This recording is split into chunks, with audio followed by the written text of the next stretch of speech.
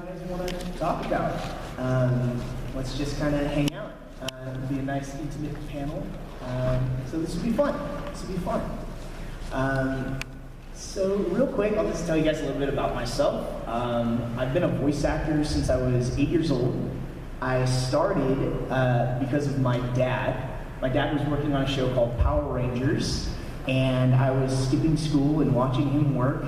And at the end of his session, the director said, "Hey, we need a kid for one of the scenes in the show." And my dad's like, "He's a kid, throw him in the booth, just get him in there." So I jumped in and copied what my dad was doing, and that's how I became a voice actor.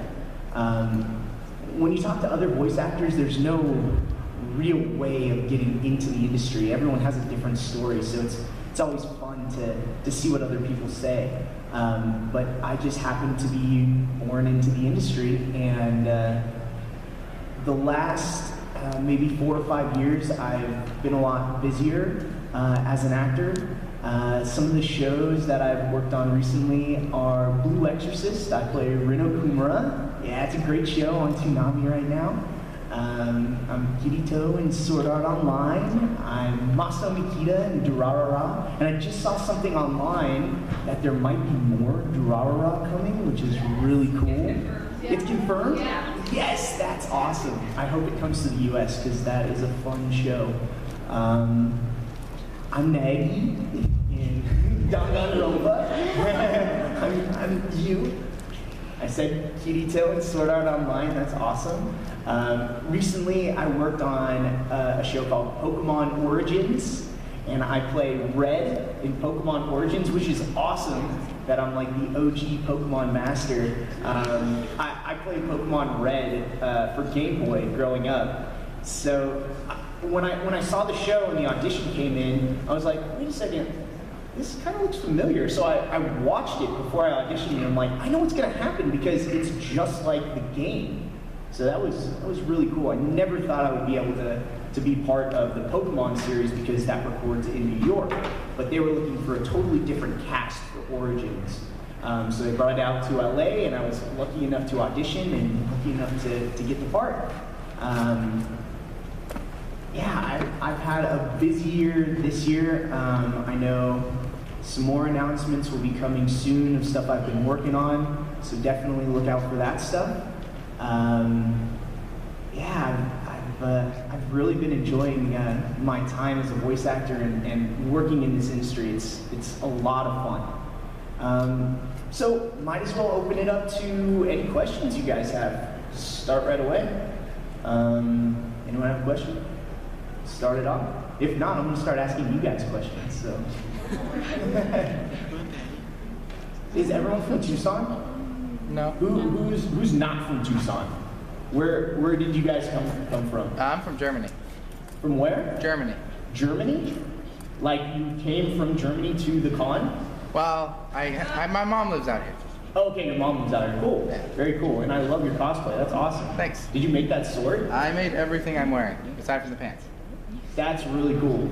Really, really cool. How'd you make the sword? The sword is big gap filler that I sculpted down to the sword, and then I covered it in Flex Seal with PVC pipe for the handle. And then the belt's just a piece of leather that I dyed and then made into the belt. That's awesome. That's awesome. I'm always amazed when I see the kind of cosplay that people have at these cons. I'm still relatively new to cons. I just started doing them maybe just over a year ago. So I'm blown away by how people put that stuff together, and I can't put anything together like that. The costume was made. Finished it yesterday. Started it on Wednesday. Started on Wednesday? Yeah. Wow, so you did it quick. The sword took me 3 days. That's what I did first. But the costume was the easier part. That's awesome. That's awesome. Looks great. Thanks. It's great. So, Germany, yeah, question? Yeah. Cool. How are you going to use like every Well, not really. I think that it just takes a long time to sort of get comfortable in the booth and get comfortable with auditions. I did a show when I was quite a bit younger called Dot Hack Sign Legend of the Twilight, and I play Shugo. And that's actually kind of cool because he goes into the game, and I feel like that's me playing a kid as a kid going into the game, and then when I played Kirito in Sword Art, it was me playing a kid as an adult going into the game. So it's kind of cool to go back to a similar kind of story. But yeah, I've been doing this coming up on 20 years. So it really takes quite a while to get into the industry, get comfortable with being in the booth, because it's kind of an interesting thing.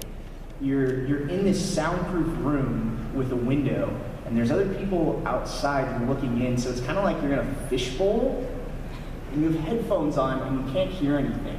So when you're working on anime, what they'll do is they'll play a line for you, and you'll see it in Japanese, because it's already recorded in Japanese. So you get an idea for how long the line is, where you should be emotion-wise. You look at your script, and you look back, and they go, all right, let's give this a try. So it goes beep, beep, beep. Your line might be, yeah. That's it. Okay. Go beep, beep, beep, yeah. And then it's just quiet. You don't hear anything. You look out and you see everyone in the other room just talking. Sometimes there's 4 or 5 people out in the other room discussing your yeah. And then you hear, let's try that again. And sometimes that's all you get back, like, what was wrong with my yeah? Why didn't you like the way I said yeah? Okay, I'll try it again. Yeah. You just change up. But it's interesting, but a lot of fun. And for shows like Sword Art and Blue Exorcist, I was working with the same group. So the same engineer, the same producer, the same director. So I was really comfortable with them after recording Blue Exorcist. So when I started recording Sword Art, it was just fun. I knew the way they record, because everyone kind of does things differently. So I knew the way the sessions would go, and I knew what they thought was funny. So I would definitely joke around and mess with them and give them some bloopers. Actually, speaking of bloopers, I do a panel tomorrow called Efforts and Reactions in Anime and Video Games, and I have a blooper reel from Blue Exorcist. And it's just a minute and a half of what we call bad anime reactions. So it's all the actors trying to do bad reactions. So they sound, maybe, someone looking up will be, ugh! Or someone running will be, I know I'm dialing a phone and I give bad every time I hit a button. So it's like, so the bloopers that come out of some of these shows are amazing, and I wish they would release more of them, but they're probably too dirty to release. But some of them do get released, and I have a good amount of bloopers, so check that out tomorrow. It's fun. But to answer your question, because I always go way off track and then go back to your question, I've been doing this since I was a kid, and I grew up in the industry, and it's really cool that I can continue to work in this industry and kind of carry on the torch for my dad. It's really cool. Yeah, follow-up question. All right. All sorts of people. So voice acting is crazy competitive. You're lucky to get auditions, and you're extremely lucky to book parts. I tell people that are new in the industry, if they book 1 out of 100 auditions, they're doing really well. So anytime I get hired, I'm ecstatic. I got a part just over a month ago, so pretty recently I got booked for something. And when I got the email like, okay, you're cast, we need you to come in and work, I was like jumping up and down and playing like the theme song like over and over, just like celebrating. Like my dogs look at me like I'm crazy, but it's awesome. It's awesome to work, and there are tons of people I would love to work with. Definitely want to get in over at like Nickelodeon or Disney and work on one of those shows. I love cartoons, so working on a show like SpongeBob would be amazing. I can definitely do the laugh. I've been practicing the laugh. Ah! But that would be so cool to work on shows like that. And I've read for a number of those shows. It's just tough to book them. And I read for all sorts of stuff, for commercials, for radio spots, for trailers and things like that. But where I have had the most success has been video games and anime. I just happen to fall into that crowd, and maybe it has to do with where my voice is right now. Well, where my voice has been since middle school, because I don't think my voice has changed since middle school. So I will be voicing 14, 15-year-old boys for quite a while. I don't think my voice is going to change. So I'll probably be 40, 50, still voicing 13, 14-year-old boys, which is always fun. Yeah. Is there any feature you really want to work with? That I particularly want to work with? Yeah. I mean, that was similar to her question. Everybody? It's hard to nail down one person. I mean, I just like working. Do you have any favorite that you like admire, kind of like be like? Oh yeah, all sorts of voice actors that I like. I really like Yuri Lowenthal. He's an awesome guy, and I like his work. I mean, I want my voice to be like Steve Bloom, but I'm never gonna sound like that. It's just not gonna happen. I really admire Crispin Freeman. He does great work. Johnny Bosch. I mean, I read against him all the time, and I know I'm auditioning for similar roles to him. And when I book stuff, I'm just like, wow, that's amazing. I know he's gonna book way more than I will because he's so good. But I look up to him. He's an amazing voice actor. I mean, people like Kari Wahlgren. She's so good. I'll just keep going. I'll name all these people who I've been fortunate enough to work with. And I grew up watching cartoons and anime, and it's so cool to work with these people that I watched when I was a kid. Yeah, over here. How do you put so much emotion into your voice on some parts, like on Sword Art Online, when we were battling, what's his name, Sugo? Yeah. Like, I love how you did like all the yells and stuff. Oh, And your, that's like, awesome. Voice, it was like pretty emotional. Thank you so much. Well, every actor has a different method of sort of getting into the scene and getting into a character. So I do a couple different things. First, I always try to like make the face the character's making. So I probably look like I'm insane when I'm recording, because characters make funny faces. So I always do that. Second, I try to think of something, even if it doesn't have to do with the particular scene, that kind of gets me in the same emotional point. So I know that exact scene, and people have asked me about that scene before, and I know exactly what I was thinking about. Not long before that, I have two multi-boos. They're like little white fluff balls. And I came home and found a bag of chips torn to pieces on the ground. And the anger I felt for those poodles was transferred into Sword Art Online. So you heard pure anger for those dogs. And for the scene with Sugo that he wants to get back at him when he's... Has everyone seen Sword Art Online? Yeah. Everybody. Okay, so I'm not spoiling anything. So Gravity's kind of holding him down. He turns up the gravity. Is that the scene you're talking about? Yeah. So it's like episode 25. Yeah, that scene. That's a nasty scene. And those dogs ate my chips.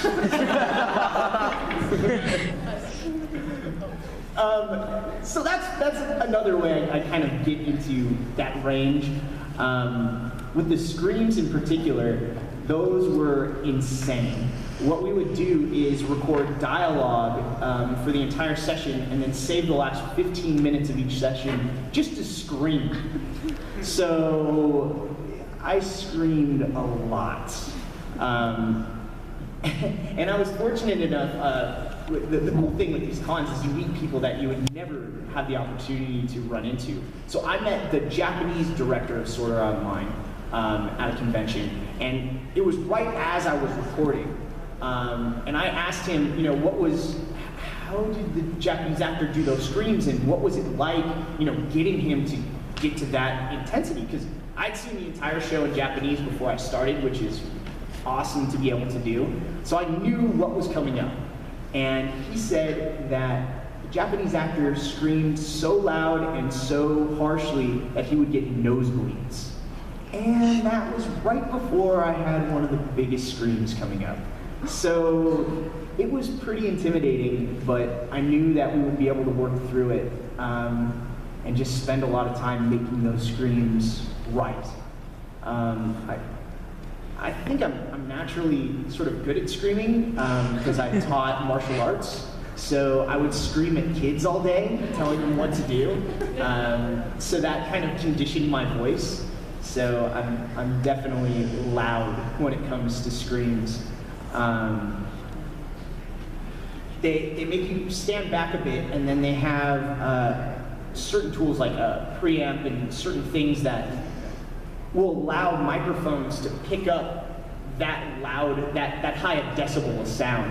And I've definitely screamed so loud in the mic that it just can't even pick it up. It bends the capsule inside the microphone, which is always fun. Like, that was just too loud. I'm like, yeah, I'm breaking stuff. Awesome.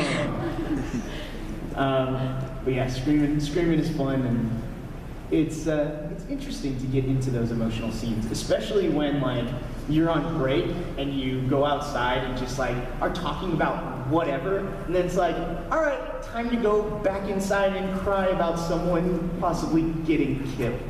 Great.